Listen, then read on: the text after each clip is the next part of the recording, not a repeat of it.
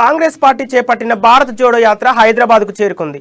అందులో భాగంగా శంషాబాద్ నుంచి కాలేజీ విద్యార్థులతో కలిసి రాహుల్ గాంధీ పాదయాత్ర చేస్తూ ముందుకు సాగుతున్నారు.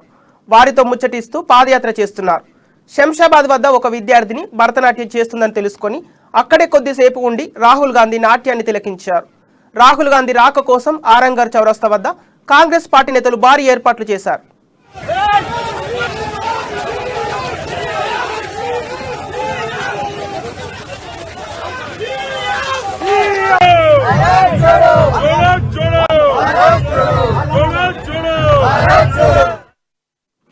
ఇక మరోవైపు భారత్ జోడో యాత్ర సందర్భంగా సిటీలో ట్రాఫిక్ ఆంక్షలు అమల్లో ఉండనున్నాయి.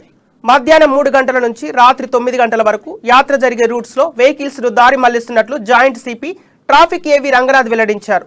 ఓల్డ్ సిటీలోని Hussain Alam, Charminar, Madina, Afzalgunj, NJ market, Gandhi Bhavan, Nampally, public garden, assembly, Ravindra Bharathi, RBI, Iqbal Minar, Telugu Thalli flyover, NTR garden, Indira Gandhi విగ్రహం, హైమాక్స్ సర్కిల్, నెక్లెస్ రోడ్ రూట్లలో వెహికల్స్ డైవర్షన్ ఉంటుందని అన్నారు. వాహనదారులు ఇతర రూట్లలో వెళ్లాలని పోలీసులు సూచించారు.